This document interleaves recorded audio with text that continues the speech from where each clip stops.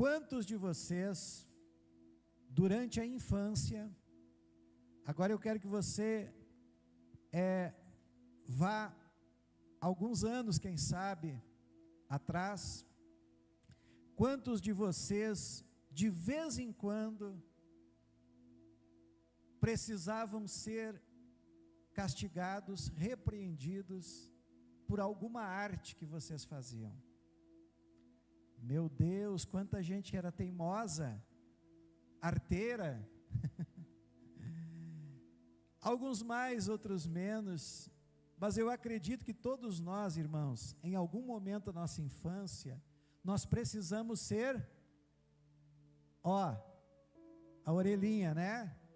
Aqui nós não vamos falar em nada exagerado, aqui nós não vamos incentivar nenhum tipo de violência, muito pelo contrário, mas de alguma forma, os nossos pais, ou avós, ou a pessoa que nos criou, ou ajudou a nos criar, em algum momento, nós fomos repreendidos, em algum momento, esta figura de autoridade, precisou nos chamar a atenção, precisou nos repreender, e quem sabe até mesmo apanhamos, né, algumas chineladas durante a nossa infância.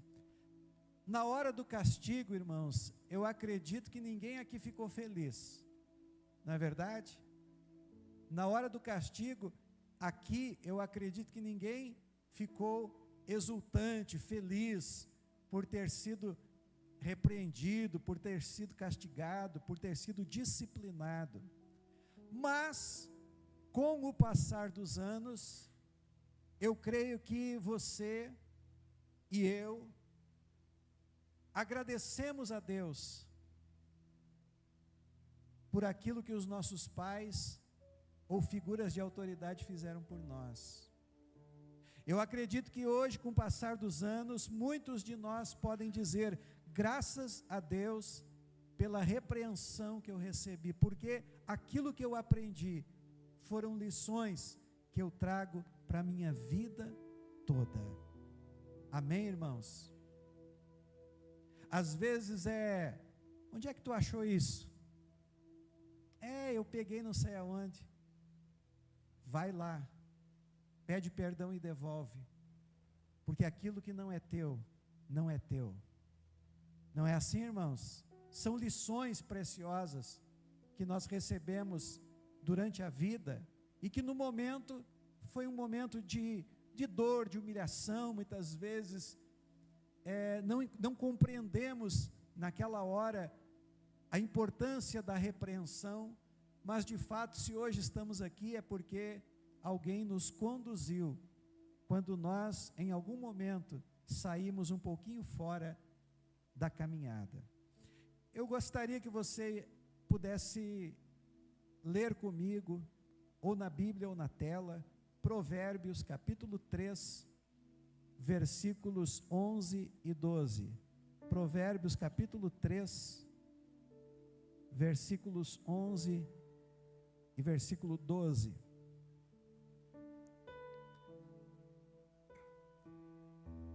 Vamos lá, irmãos? Olha aqui: filho meu, não rejeites a correção do Senhor, nem te enojes da sua repreensão, porque o Senhor repreende aquele a quem ama, assim como o pai ao filho a quem quer bem. Amém? O Senhor repreende aquele a quem Ele ama. A repreensão de Deus é uma expressão do amor de Deus pela vida dos seus filhos. E Deus, Ele tem em tudo propósito, objetivos para o nosso bem. Afinal, a Bíblia também diz que todas as coisas cooperam para o bem daqueles que amam a Deus. Eu quero agora ir para um texto que está lá no Novo Testamento, Hebreus, capítulo 12, do versículo 1 até o versículo 11. É uma leitura um pouquinho mais extensa, e por isso eu peço que você redobre a sua atenção. Hebreus capítulo 12, versículos 1 até o 11. Já está aqui na tela. Se alguém está procurando na Bíblia, procure ainda dar um tempinho. Vai glorificando a Deus, vai exaltando o nome de Jesus. Santo é o nome do Senhor, bendito é o nome do Senhor, aleluia.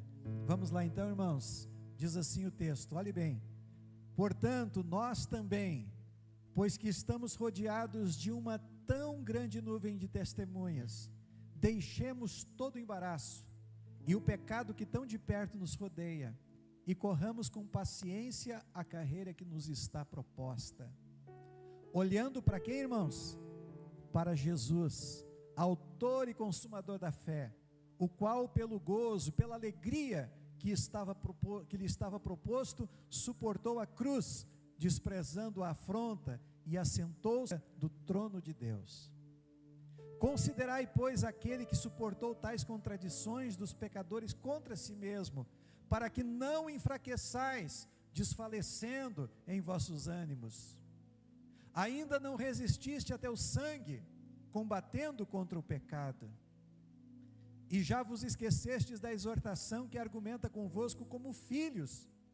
Filho meu, não desprezes a correção do Senhor, e não desmaies quando por ele fores repreendido. Porque o Senhor corrige o que ama, e açoita a qualquer que recebe por filho. Se suportais a correção, Deus vos trata como filhos. Porque que filho há a quem o pai não corrija? Mas se estáis sem disciplina, da qual todos são feitos participantes, sois então bastardos e não filhos. Além do que tivemos nossos pais, segundo a carne, para nos corrigirem, e nós os reverenciamos, não nos sujeitaremos muito mais ao Pai dos Espíritos para vivermos? Porque aqueles, ou seja, nossos pais, na verdade, por um pouco de tempo nos corrigiam, como bem lhes parecia, mas este, ou seja, Deus, para o nosso proveito, para sermos participantes da sua santidade. E na verdade, toda correção ao presente não parece ser de alegria, de gozo, senão de tristeza, mas depois produz um fruto pacífico de justiça nos exercitados por ela. Até aí a leitura da palavra de Deus. Amém, irmãos? O começo desse texto, irmãos, apresenta a nossa vida cristã como uma jornada. Nós estamos em uma jornada com Deus. Amém? Nós não estamos numa corrida de 100 metros, nós não estamos numa corrida de curta ou média distância, nós estamos numa jornada. Quando nós aceitamos Jesus como Salvador e Senhor, nós começamos uma nova jornada, uma jornada com Deus. Aleluia! E esta jornada, irmãos, ela precisa de direção. E é por isso que de vez em quando Deus precisa corrigir a nossa rota, para que nós não nos desviemos, para que nós não nos afastemos do propósito, para que nós possamos chegar lá no fim, na linha de chegada, na eternidade com Deus. E é por isso que a correção de Deus é uma expressão do amor de Deus, porque Ele não quer que nós saiamos da sua presença, Ele não quer que você saia do caminho. Deus quer que você continue nesta jornada, caminhando de glória em glória, de vitória em vitória. Amém, irmãos? Então a vida cristã, nesta jornada, Deus vai nos instruindo, Deus vai nos corrigindo, Deus vai nos ensinando, Deus vai nos trazendo de volta para o eixo, para o caminho. E nós, como discípulos de Jesus, E todo aquele que segue a Jesus é um discípulo de Jesus. Então eu acredito, irmãos, que aqui eu estou falando para discípulos de Jesus. Amém? Eu acredito que aqui eu estou falando para seguidores de Jesus. E como seguidores de Jesus, irmãos, nós somos aprendizes. Por isso Jesus diz: aprendei de mim. E nós estamos sempre aprendendo. Aleluia! Nós estamos sempre aprendendo. Então, como aprendizes, eventualmente nós vamos errar. Mas Deus tem o interesse de nos trazer de volta, para que nós sigamos na nossa caminhada de fé e vivamos para a glória do seu nome. Existem duas palavras que são parecidas. Diga assim comigo: conforto. Agora diga confronto. Conforto e confronto, né? Só troca ali duas letrinhas. A Bíblia, irmãos, ela nos traz conforto, sim ou não? Quando nós estamos precisando de uma força, quando nós estamos angustiados, quando nós estamos precisando de uma palavra de vida, uma palavra que nos impulsione, a Bíblia ela tem conforto para a nossa vida. A Bíblia ela tem palavras de ânimo, a Bíblia tem palavras de consolo, mas também, irmãos, a Bíblia tem palavras de confronto. E o confronto, muitas vezes, vai nos trazer, segundo Deus, tristeza. O confronto vai nos tirar da zona do conforto. O confronto, irmãos, quando vem para mim e para a sua vida, a repreensão de Deus, é algo que precisa mexer conosco. E esse é o objetivo do confronto. Quando Deus nos confronta com a sua palavra. E isso não é um ataque de Deus à nossa vida, é uma oportunidade que Deus está nos dando. E é também uma prova do amor que Ele tem pela vida dos seus filhos. Pastor, Deus está me disciplinando, Deus está me repreendendo através da sua palavra. Dê glória a Deus, porque se você está se sentindo assim, é porque você é tido como um filho de Deus. E a Bíblia diz que Deus, Ele repreende aqueles que Ele tem por filho. Se estáis sem disciplina, sois bastardos e não filhos. E nós podemos, diante da disciplina de Deus, do confronto da palavra de Deus aos nossos corações, tomar duas atitudes. A primeira, nós podemos simplesmente rejeitar, dar de ombros e dizer: não é comigo. Nós podemos, irmãos, diante da repreensão de Deus, simplesmente desprezar. E é por isso que no versículo 5 diz que nós não devemos desprezar a disciplina de Deus. Entretanto, nós temos a segunda atitude, que é aceitar e suportar aquilo que Deus está nos mostrando. Então, estas duas atitudes vão nos levar por caminhos diferentes. Ou por um caminho de morte, ou por um caminho de vida. Qual é o caminho que você escolhe? Se você escolhe o caminho da vida, então aceite a repreensão de Deus. Aceite a disciplina de Deus. Aceite quando Deus estiver trazendo para você um confronto, uma repreensão. É desconfortável e tem que ser. Amém, irmãos? E tem que ser. E veja, nós não estamos falando aqui de alguém humilhar você, de alguém vir e fazer com que você se envergonhe na frente dos outros. Não, isso é um tratamento pessoal de Deus. Aleluia, irmãos. Porque o objetivo de Deus não é nos expor para os outros, é nos expor para nós mesmos. Porque muitas vezes nós não estamos percebendo que estamos saindo um pouco fora da vontade do Pai. Mas Deus nos traz de volta através da sua palavra e através de um confronto que muitas vezes é necessário. E sabe por que que o confronto, a repreensão de Deus, ela é desconfortável? Porque a verdade muitas vezes dói. E em certas situações ela tem que doer.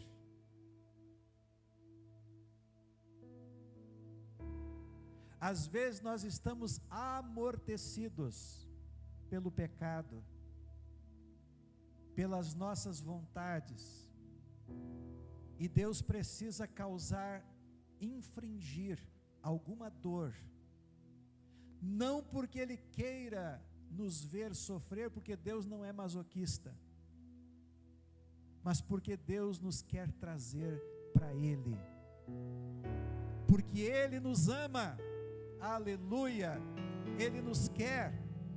Então, se você é repreendido por Deus, dê graças a Deus, porque Deus está se importando com a sua jornada.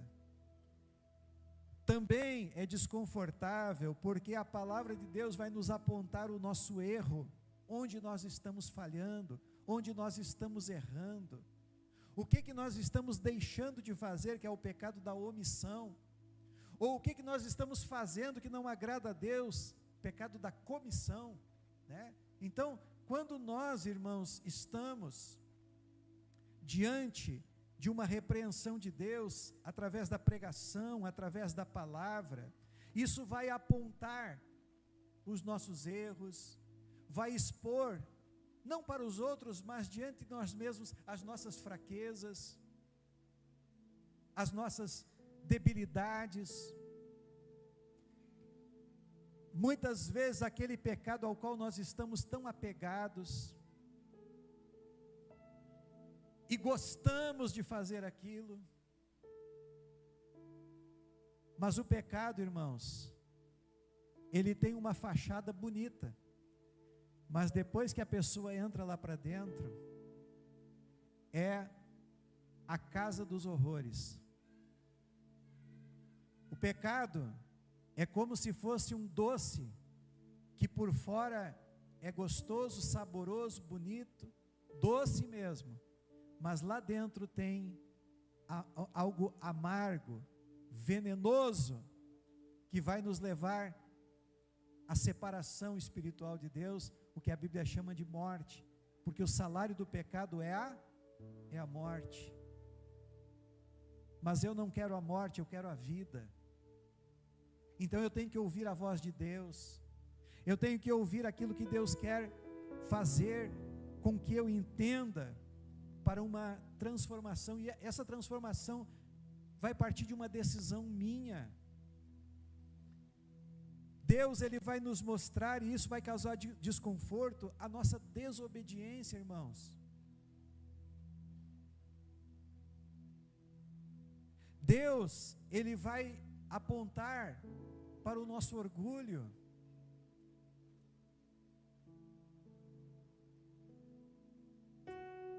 Veja como o orgulho é prejudicial. O orgulho muitas vezes faz com que nós não venhamos a pedir perdão para alguma pessoa que a gente não está com uma boa relação. E às vezes nós vamos com aquela conversa, eu não vou me rebaixar, né? Se quiser que venha me procurar, venha falar comigo. Oh, meu irmão, quantas vezes o Espírito Santo vai ter que te dizer, vai lá, mas o orgulho não deixa. A Bíblia diz que Deus resiste os orgulhosos, mas dá graça aos humildes. Amém? Veja como tem coisas na vida da gente que precisam ser analisadas, e o Espírito Santo tem mostrado. Às vezes é a nossa teimosia, né? Teimosia. Quando a gente era criança, a teimosia nos custou alguns corridões, né? Às vezes era aquele chinelo voando atrás, né? Às vezes é aquela cinta pegando só na pontinha ali, né? Aí eu contei para os irmãos hoje de manhã que a última vez que eu apanhei do meu pai, né? Depois, se meu pai ver a live lá, eu mando um beijo para ele, né? Aquilo não me traumatizou, aquilo me fez crescer. A última vez que eu apanhei do meu pai, eu tinha 12 anos, não, tinha menos, tinha 10 anos, e ele tinha preparado um relho, ele tinha fabricado um, né? Ele pegou uma cinta velha lá, que não usava mais, pegou um pedacinho de pau assim, né? Tipo um cabinho de vassoura cortado assim, e pregou, e ele sapecava eu e a minha irmã, né? Graças a Deus a minha irmã apanhava mais que eu, né? Ela era mais arteira, né? Luciane, beijo para ti também. Então, irmãos, quando um dia, e eu me lembro até hoje do lugar, eu não me lembro o que eu fiz, mas eu me lembro que foi a última vez, sabe por quê, irmãos? Porque quando meu pai estava me sapecando com aquele relho, o relho se despregou da mão dele, ele ficou só com aquele pauzinho na mão assim, né? Ele ficou olhando assim, e eu aproveitei aquele momento, irmãos, ó, é por aqui que eu vou, mirra nas canelas, né? Saí correndo. Então, irmãos, dali para frente não foi mais necessário. Mas a teimosia é um problema na vida do ser humano, e não é só criança que é teimoso não, tem muito adulto e até já pessoas de muita idade que são teimosas. Ainda bem que não temos nenhum aqui, né? Glória a Deus. E aí, meus irmãos, Deus nos expõe para nos tratar.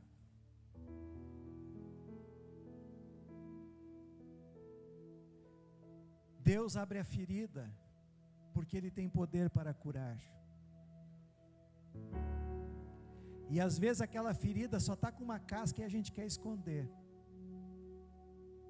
Mas a inflamação está lá dentro. O pecado está lá dentro. O orgulho está lá dentro.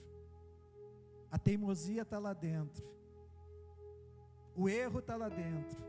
A desobediência está lá dentro. E Deus quer tirar isso para fora, para que a gente possa ser curado, para que a gente possa prosperar na vida cristã, para que a gente possa seguir na nossa jornada, caminhando de vitória em vitória. E por isso que nós passamos por tribulações, irmãos. Passamos por tribulações. E a tribulação tem um leque de nomes que eu quero trazer aqui, como por exemplo, aflições, faz parte das tribulações. Muitas vezes nós passamos por certas aflições que Deus permite na nossa vida. E a gente pensa assim, quando é que eu vou sair desta situação? E talvez Deus esteja dizendo, quando tu aprender a lição, eu te tiro dessa fase, tu vai passar para um outro nível. Mas enquanto tu não aprender, é uma atrás da outra. E Jesus disse que no mundo nós teríamos aflições, mas Ele nos deu uma mensagem de esperança, tende bom ânimo, aleluia. E olha, tem um outro texto, irmãos, que eu quero ler aqui, rapidinho para vocês, que diz assim, olha, preste bem atenção, muitas são as aflições dos justos, mas o Senhor o livra de todas, aleluia. Diga assim comigo, muitas são as aflições dos justos, mas o Senhor o livra de todas, aleluia. Vamos dar para Jesus uma salva de palmas.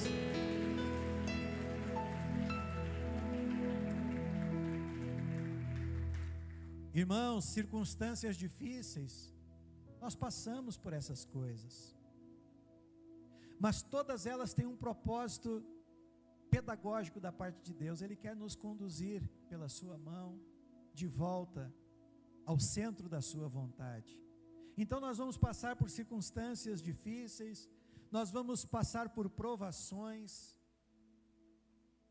Existe uma diferença entre provação e tentação.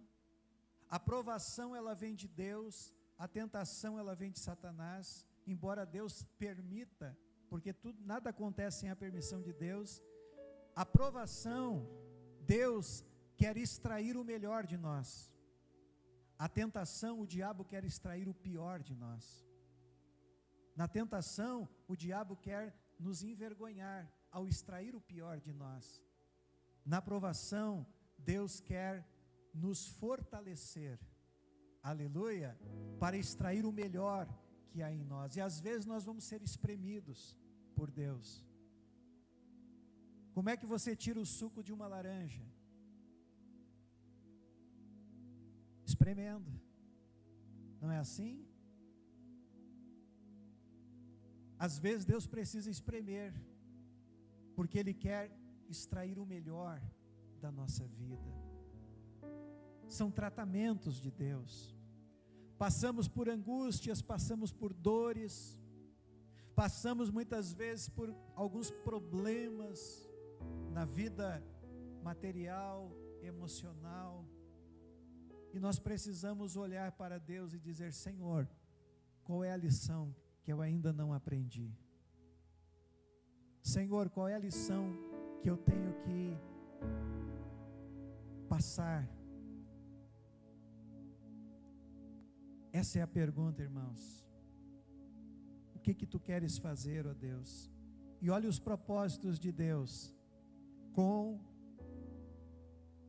a repreensão, com o castigo, muitas vezes, com tudo isso que nós estamos falando. Primeiro, Deus quer produzir em nós arrependimento.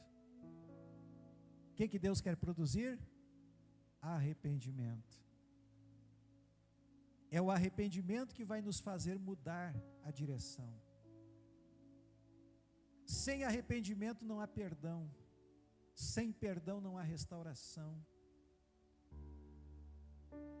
É o perdão de Deus que nos faz continuar na jornada, vivendo vitoriosamente. Agora, depois do arrependimento, Deus ele quer nos alinhar com a sua vontade. E Deus tem esse propósito com tudo isso que nós estamos falando aqui, as tribulações, né? Os problemas que acontecem muitas vezes. Deus ele quer nos alinhar com a sua vontade. A Bíblia diz que a vontade de Deus é boa, agradável e perfeita. Você quer andar alinhado com a vontade de Deus? Quer ou não quer? Amém ou não amém? É uma decisão sua. Tem até criança querendo aí, viu? Imagina você, esse adulto já, né? Barbado já aí, né? Tem que ter, olha, irmãos, Deus ele quer produzir arrependimento, Deus ele quer nos alinhar com a sua vontade. Se o pecado nos afasta, o perdão nos conecta com Deus, nos alinha com Deus. E no texto nos diz o seguinte, que Deus quer nos fazer participantes da sua santidade. A Bíblia diz, irmãos, que sem santificação ninguém verá a Deus. Ninguém. E o que é a santificação? A santificação é um processo que acontece ao longo da nossa jornada. E todos nós precisamos buscar a santificação. Ela é para ser buscada. Ela não vai aqui, ser assim entregue de mão beijada, não. Você tem que buscar a santificação. E o que a santificação faz com a gente? Nos torna cada dia mais parecidos com quem? Com Jesus. Diga assim comigo: a santificação me torna cada dia mais parecido com Jesus. Esse é o propósito, irmãos. Alguém poderia dizer assim, mas com Jesus, aquele que é perfeito, e você quer um padrão melhor do que esse? Ou você quer colocar a régua lá embaixo? Não. A Bíblia diz que nós devemos crescer à estatura do varão perfeito. Essa perfeição nós não atingiremos totalmente aqui na terra, mas isso não é desculpa para nós a cada dia não estarmos vivendo mais perto de Deus, mais parecidos com Cristo, agindo como Cristo agiria em qualquer situação. Afinal de contas, irmãos, se nós estamos caminhando com Jesus, cada dia nós precisamos nos tornar mais parecidos com Ele. Amém, irmãos?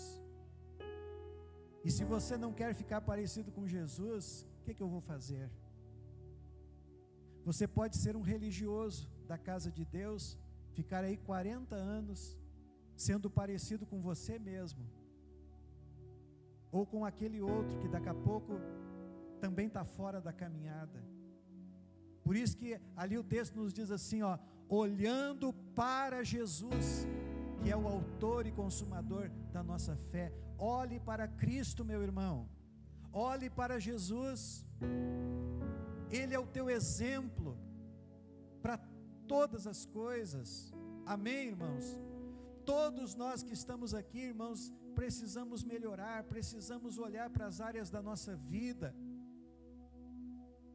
que Deus está mostrando, onde nós estamos falhando, onde nós estamos errando, para que a gente possa crescer na graça e no conhecimento de Deus, crescer na palavra de Deus. Irmãos, eu fico preocupado quando eu vejo pessoas que dizem assim: eu não preciso crescer.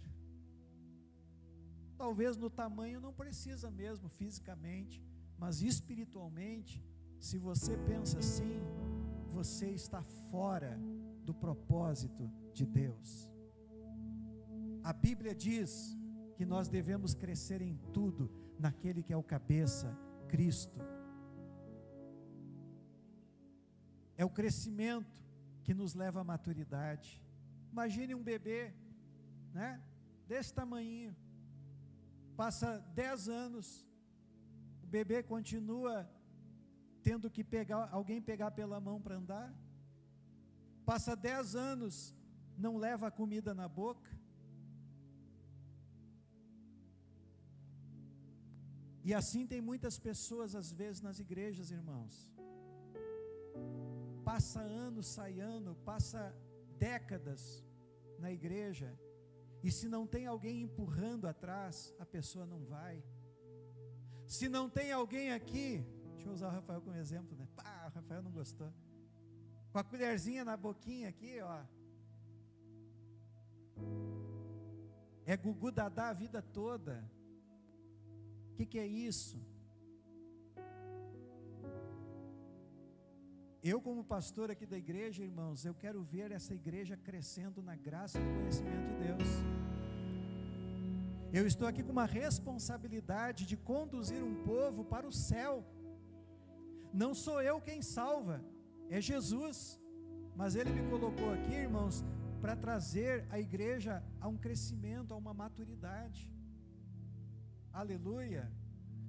Então, na presença de Deus, que você possa meditar naquilo que nós estamos falando, porque um dos objetivos de Deus, além de nos santificar, é nos tornar mais maduros. E toda correção de Deus não é um ataque, é uma oportunidade de crescimento. E uma pergunta importante: pastor, e quem não quer mudar? Porque talvez você tenha observado isso, que tem gente que não quer mudar, sim ou não? Tem gente que não quer mudar, meu irmão, tem gente que não quer mudar. E aí eu trago uma palavra que está lá em Provérbios, capítulo 29, versículo 1, que diz assim: Veja bem, o homem que muitas vezes repreendido endurece a cerviz, de repente será destruído sem que haja remédio. Na outra versão diz sem que haja cura. E na outra versão diz será quebrantado, e aqui diz destruído, é a mesma coisa. O que significa isso, meu irmão, minha irmã? Sabe o que é cerviz? Cerviz é pescoço. O que é cerviz? Pescoço. O homem de dura cerviz é uma pessoa de pescoço duro. Ou seja, é alguém que não se curva à vontade de Deus. É alguém que está obcecado na sua direção. E Deus está dizendo, não é aqui, meu filho, olha para esse lado. E ele tem pescoço duro, ele tem dura cerviz, ele não se dobra, ele não se curva, ele não enxerga em outra direção. É uma pessoa, portanto, que não quer converter o seu caminho à vontade do Senhor. É aquela pessoa que não se submete a Deus, meus irmãos.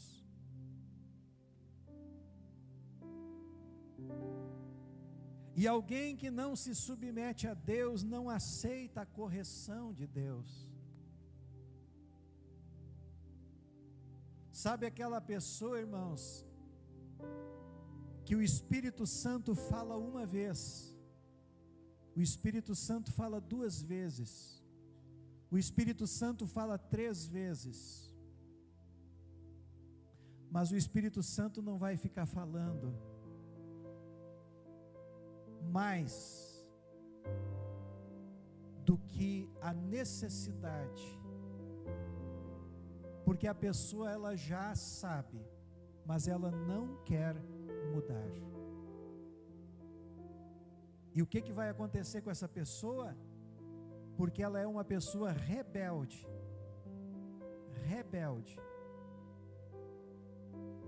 ela não vai mudar. O destino dessa pessoa já está traçado. A Bíblia diz que essa pessoa, ela será quebrantada, essa pessoa, ela será destruída, sem que haja remédio, sem que haja cura, porque ela não quer. E tem pessoas assim, irmãos, até mesmo dentro das igrejas, não quer mudar, acha que não precisa, e o Espírito Santo está tentando convencer, mas a pessoa ela não muda. Então é o teimoso, é o rebelde. O Espírito Santo já bateu tanto na porta do coração e ela não abre. O Espírito Santo já falou tantas vezes naquela área da vida que tem que mudar.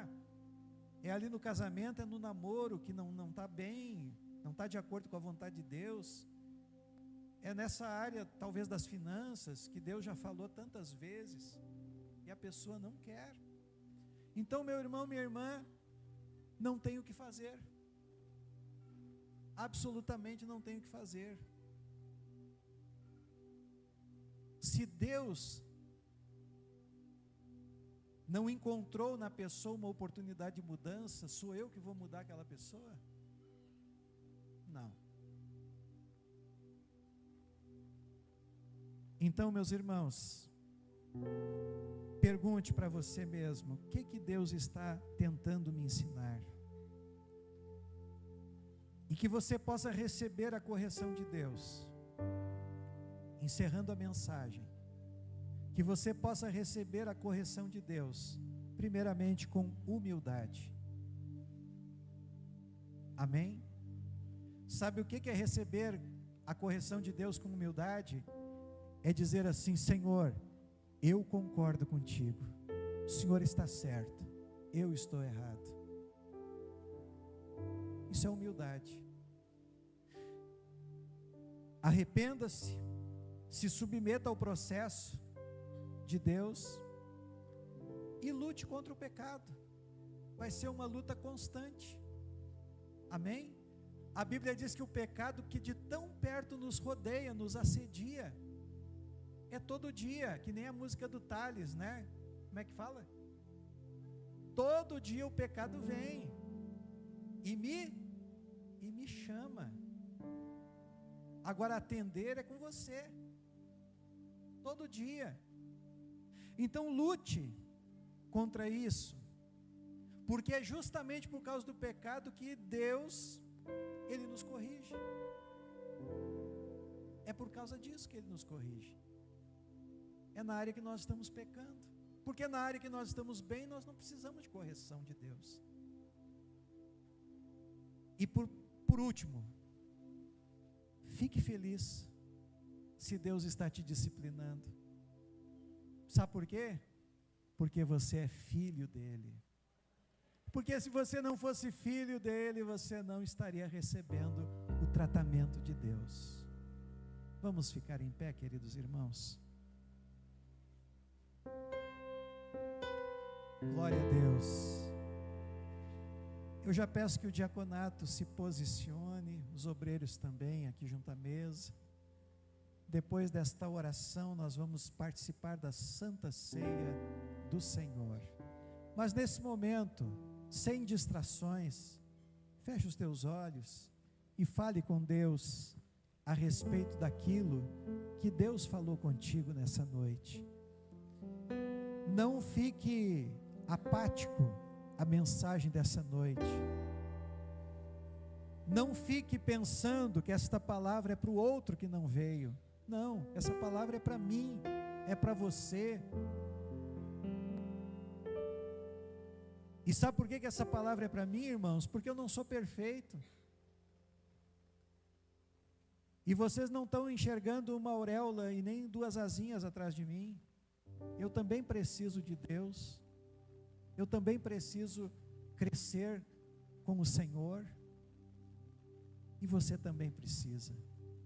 Então fale com Deus.